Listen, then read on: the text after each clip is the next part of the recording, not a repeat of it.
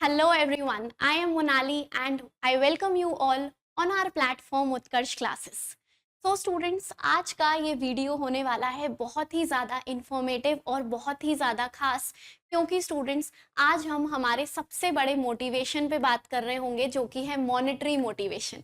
यहाँ स्टूडेंट्स, जैसा कि आप सब जानते हैं कि यूजीसी नेट देने का सबसे बड़ा मोटिवेशन होता है मॉनेटरी मोटिवेशन, यानी कि अल्टीमेटली किसको कितने मिलेंगे। सो आज बहुत ही ज़्यादा आप लोगों की रिक्वेस्ट्स और क्वेरीज आ रही थी, बहुत ज़्यादा अमाउंट में डिफरेंसेस को लेकर के, रिवाइज्ड ट्रेंड्स की किस प्रकार से फेलोशिप का जो अमाउंट है वो इंक्रीज हुआ है, इस चीज़ को लेकर काफ़ी ज़्यादा कन्फ्यूजन्स होते हैं और एग्जैक्ट इन्फॉर्मेशन की बहुत ज़्यादा कमी है स्टूडेंट्स। इसलिए ये जो वीडियो है ये आप लोगों के लिए बहुत ज़्यादा इंफॉर्मेटिव होगा। तो स्टूडेंट्स, आज के इस वीडियो पे हम बात कर रहे होंगे JRF, SRF versus assistant professor, तीनों की क्या सैलरीज या क्या फेलोशिप बनती है, किस प्रकार से इंक्रीमेंट हो रहा है, अलाउंसेस कौन कौन से रहते हैं और कौन कौन से बेनिफिट्स मिलते हैं। इन शॉर्ट स्टूडेंट्स, किसको कितने मिलेंगे, आज हम इस पे बात करने वाले हैं। तो चलिए स्टूडेंट्स, पहले कुछ बेसिक इंट्रोडक्शन पे बात करते हैं और फिर आगे हम सीधे सीधे अमाउंट पे बात करेंगे। सो आप सब जानते हैं स्टूडेंट्स कि अगर आप यूजीसी नेट में जेआरएफ के लिए क्वालिफाई करते हैं, जेआरएफ के लिए क्वालिफाई करते हैं स्टूडेंट्स, तो कुल मिला के आप लोग 5 इयर्स के लिए फेलोशिप के लिए स्टूडेंट्स एलिजिबल हो जाते हैं। ठीक है, फेलोशिप के लिए एलिजिबल आप लोग हो जाते हैं। इसमें होता ये है, इसमें स्टूडेंट्स होता ये है कि आप लोगों को एडमिशन लेने के, ठीक है, एडमिशन और फाइनली ज्वाइनिंग के बाद के आप लोगों को अप टू 2 इयर्स तक, 2 सालों तक मिलता है आप लोगों को जेआरएफ का अमाउंट, और अगले 3 सालों तक स्टूडेंट्स जेआरएफ का अमाउंट अप टू 2 इयर्स, और उसके बाद के जो नेक्स्ट 3 इयर्स हैं उसमें आप लोगों को मिलता है स्टूडेंट्स एसआरएफ का अमाउंट। ठीक है, तो JRF stands for junior research fellowship and SRF stands for senior research fellowship. So students, total अगर आप लोग यूजीसी नेट में जेआरएफ क्वालिफाई कर लेते हैं तो स्टूडेंट्स यहाँ पे आप लोगों को टोटल 5 इयर्स तक के लिए फेलोशिप मिलती है। अब ये जो फेलोशिप है, अगर इन 5 सालों में आप लोग अपनी थीसिस सबमिट नहीं करते हैं तो ये 5 सालों तक कंटिन्यू चलेगी। हालांकि बीच में आपको कुछ प्रोग्रेस रिपोर्ट्स और प्रॉपरली जो भी फॉर्मेलिटीज होती हैं वो कंप्लीट करनी होती है, लेकिन ऑब्वियस सी बात है कि 5 साल तक अगर आप फेलोशिप नहीं लेना चाहते हैं और अगर आप 2-2.5 सालों में भी अपनी थीसिस जो है वो सबमिट कर देते हैं तो आपकी जो फेलोशिप है वो जितने भी टाइम पीरियड के लिए बची होगी उतनी लैप्स हो जाएगी। इन शॉर्ट, जितने समय के लिए आप लोग पीएचडी करेंगे उतने समय के लिए सरकार आपको फेलोशिप देती है। और यहाँ पर स्टूडेंट्स, कहने का मतलब ये है कि मैक्सिमम जो टाइम लिमिट होती है, ये जो 5 इयर्स है स्टूडेंट्स, ये आपकी मैक्सिमम टाइम लिमिट है। मतलब मैक्सिमम, ज्यादा से ज्यादा आप लोग 5 सालों तक सीधे सीधे फेलोशिप जो है वो ले सकते हैं। तो सबसे पहले आप ये समझिए कि जेआरएफ और एसआरएफ का जो अमाउंट है स्टूडेंट्स, अब वो हो चुका है इंक्रीज। तो प्रेजेंट में जो हमारा अमाउंट चल रहा है वो यहाँ पे इस पिक्चर में आप लोगों के सामने है स्टूडेंट्स। ये आपके यूजीसी की ऑफिशियल वेबसाइट का ही डेटा है और यही अमाउंट जो है वो अभी प्रेजेंट में कॉलेजेस, यूनिवर्सिटीज, रिसर्च सेंटर्स में दिया जा रहा है। तो देखिए स्टूडेंट्स, यहाँ पे टेन्योर मतलब मैं ओवरऑल समय सीमा की बात करूं तो जैसा कि मैंने आपको बताया कि 5 इयर्स और submission of thesis which ever is earlier, यानी अगर आप 5 साल से पहले ही अपनी थीसिस सबमिट करा लेते हैं तो जैसे ही आपकी पीएचडी कंप्लीट हो जाएगी वैसे ही आपकी फेलोशिप हो जाएगी बंद। लेकिन स्टूडेंट्स, 5 साल की लिमिट रहती है, तो आप 5 इयर्स तक सीधे सीधे यूजीसी से जो फेलोशिप है वो ले सकते हैं। ठीक है, अब यहाँ पर अगर हम बात करें फाइनेंशियल असिस्टेंस, यानी स्टूडेंट्स आप लोगों के काम की बात, यानी कि भाई साहब अमाउंट, तो अमाउंट की अगर हम बात करें स्टूडेंट्स यहाँ पर, तो देखिए यहाँ पर जेआरएफ का जो फेलोशिप अमाउंट होता है वो होता है ₹37,000 पर मंथ फॉर 2 इयर्स। पहले स्टूडेंट्स ये 31,000 बस हुआ करता था, अब इसे इंक्रीज कर दिया गया है 37,000 में। सो स्टूडेंट्स, 37,000 बहुत ही हेल्दी अमाउंट है। 37,000 पर मंथ आपको दिया जाता है 2 सालों के लिए, क्योंकि मैंने आपको बताया कि जब आपकी ज्वाइनिंग होगी, देखिए स्टूडेंट्स, एडमिशन आप लोगों को पीएचडी में लेना पड़ता है और एडमिशन के साथ साथ ही एक जेआरएफ की ज्वाइनिंग होती है। तो जिस दिन से आप ज्वाइनिंग करते हैं उस दिन से आपको फेलोशिप मिलना शुरू हो जाती है। तो कहने का मतलब ये है कि जिस दिन से आप फेलोशिप लेना शुरू कर रहे हैं उस दिन से लेकर के 2 सालों तक आप लोगों को हर महीने जेआरएफ के तहत कितना अमाउंट दिया जाएगा, 37,000 रुपीज पर मंथ। आपको हर महीने 37,000 रुपीज सीधे सीधे आपके अकाउंट में क्रेडिट होंगे स्टूडेंट्स।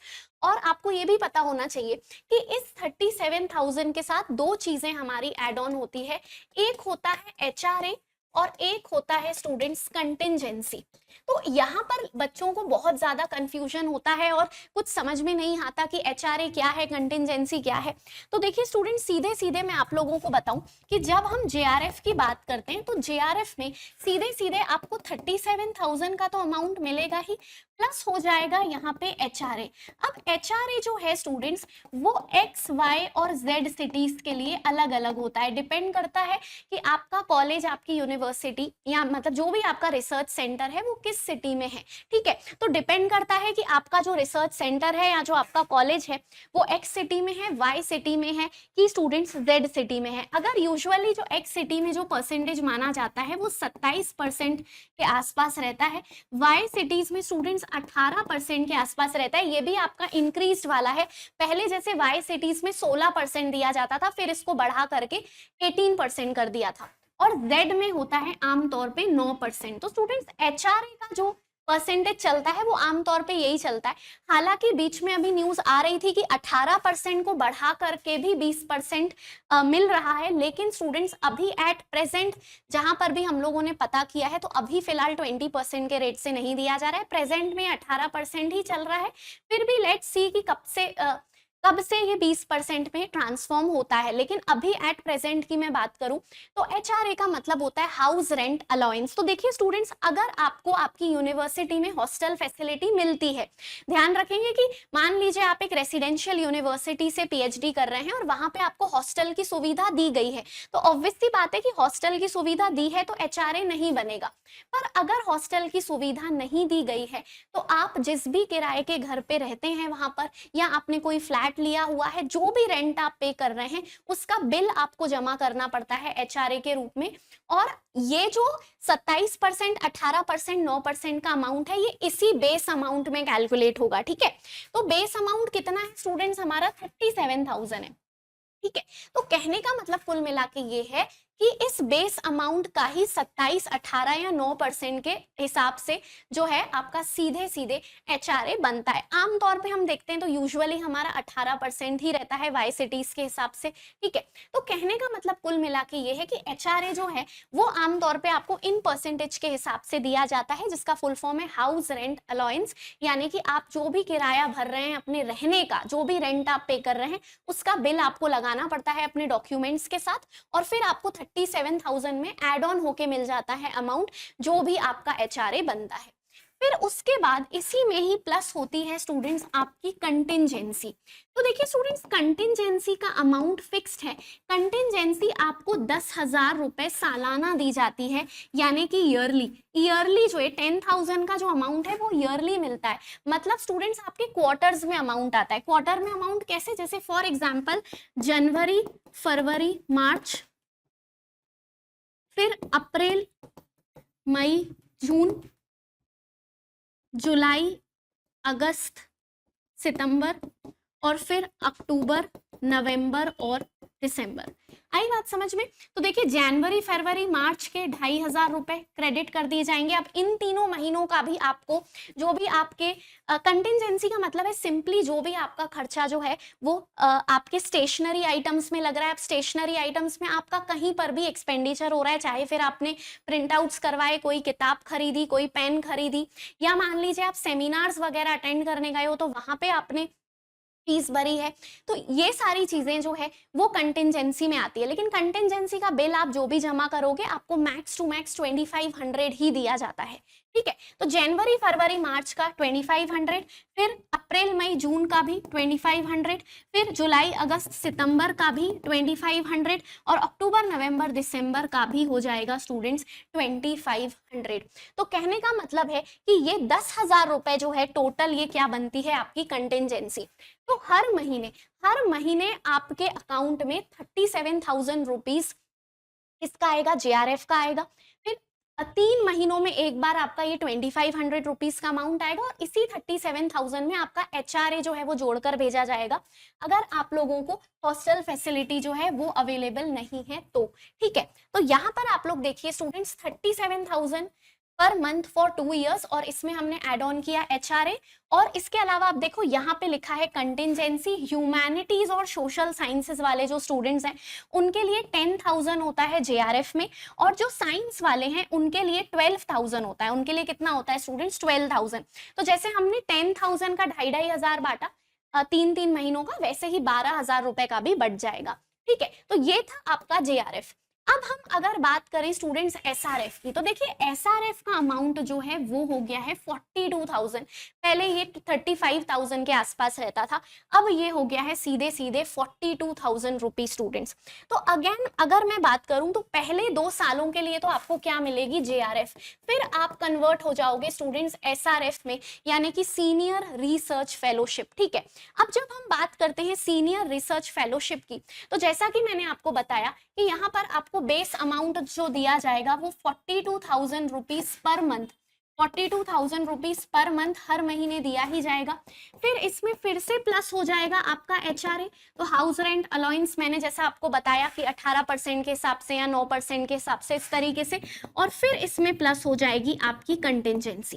तो देखिए स्टूडेंट्स कंटिजेंसी JRF में हमें 10,000 रुपए मिल रही थी, यहाँ पर देखिए कंटिजेंसी जो थी, कंटिजेंसी की अगर मैं बात करूं तो JRF में मुझे 10,000 रुपए मिल रही थी, लेकिन SRF में 20,500, 20,500 जो है ये फिगर आप लोगों को देखने के लिए मिलेगा स्टूडेंट्स। तो 20,500 यानी 5,125 रुपए जो है वो आपके चारों क्वार्टर्स में मिलेंगे। यानी फिर वही बात, जनवरी फरवरी मार्च, फिर आपका अप्रैल मई और जून, जुलाई अगस्त सितंबर और आपका अक्टूबर नवंबर और दिसंबर। ठीक है, तो यहाँ आपको मिलेंगे 5,125 हर 3 महीनों में मिला करके। ठीक है, हर 3 महीनों के मिला करके जब आप बिल सबमिट करते हो तो फिर आपको हर 3 महीनों में एक बार ये अमाउंट दिया जाता है 5,125 in all students. In all ये हो जाएगा आपका 20,500, 20,500, 20,000 रुपीज 500, 20,500 रुपीज फॉर SRF। ठीक है, तो कुल मिला के स्टूडेंट्स कहने का मतलब ये है कि SRF में जो बेस अमाउंट हर महीने आपके अकाउंट में डाला जाएगा वो होगा 42,000। उसमें आपका HRA आ जाएगा। तो जैसे HRA के लिए मैंने आपको फिर वही बात बताई कि 9%, 18% इस तरीके से कैलकुलेट होता है जिस भी सिटी में आपका रिसर्च सेंटर है। ठीक है, और कंटिजेंसी जो है वो हर 3 महीनों की 5,125 रुपए आती है। तो अब आप लोग आराम से देखोगे स्टूडेंट्स की SRF की अगर मैं बात करूं तो 50,000 रुपीज का अमाउंट आपका कहीं नहीं गया। वहीं वहीं JRF में भी स्टूडेंट्स अमाउंट जो है वो सीधा सीधा आपका 37,000 में आपका जो भी HRA का अमाउंट बनता है वो एड ऑन हो जाता है। कुल मिला के स्टूडेंट्स ये जो स्ट्रक्चर है वो आपका JRF और SRF का स्ट्रक्चर है, जिसमें आपको कंटिजेंसी और हाउस रेंट अलाउंस जो है वो दिया जाता है। तो JRF और SRF के अमाउंट्स की हमने बात कर ली है स्टूडेंट्स। तो अब हम बात करते हैं सीधे सीधे असिस्टेंट प्रोफेसर की। देखिए स्टूडेंट्स असिस्टेंट प्रोफेसर जो है, अब असिस्टेंट प्रोफेसर जो है अगर आप प्राइवेट कॉलेज में बन रहे हो तो प्राइवेट कॉलेज में तो देखिए यूजुअली जो सैलरीज होती है वो सिटी टू सिटी और कॉलेज के लेवल के हिसाब से डिफर करती है। बहुत ही ज्यादा डिफर करती है स्टूडेंट्स। कुछ प्राइवेट कॉलेजेस ऐसे हैं जो कि असिस्टेंट प्रोफेसर्स को बहुत ही आसानी से 70,000 80,000 भी मंथ में पे करते हैं, और कुछ कॉलेजेस वहीं लोकल कॉलेजेस ऐसे भी हैं जो आपके 15,000 20,000 रुपीज तक पे करते हैं। तो प्राइवेट कॉलेजेस की बात हम नहीं करेंगे, हम वो असिस्टेंट प्रोफेसर की बात कर रहे हैं जो कि स्टूडेंट्स आपकी गवर्नमेंट की परमानेंट पोस्ट होती है। और आपको पता है कि असिस्टेंट प्रोफेसर अगर आप गवर्नमेंट कॉलेज में बन रहे हो या यूनिवर्सिटी में, तो स्टूडेंट्स ये आपकी सेकेंड क्लास गेजेटेड ऑफिसर की पोस्ट कहलाती है। ठीक है, तो ये आपको ये याद रखना है स्टूडेंट्स की सेकेंड क्लास गेजेटेड ऑफिसर की पोस्ट ये होती है द्वितीय श्रेणी राजपत्रित होती है, राजपत्रित द्वितीय श्रेणी। तो अब ये वाली जो है स्टूडेंट्स असिस्टेंट प्रोफेसर की ये जो परमानेंट वैकेंसीज होती है, ये यूजुअली हर एक स्टेट के पीएससी यानी पब्लिक सर्विस कमीशन के द्वारा लाई जाती है। यहाँ पर हर एक स्टेट का जो पीएससी है वो अपना अपना एग्जाम कंडक्ट करवाता है। जैसे फॉर एग्जांपल यूपी का असिस्टेंट प्रोफेसर का एग्जाम होता है, एमपी का असिस्टेंट प्रोफेसर का एग्जाम होता है, ठीक है।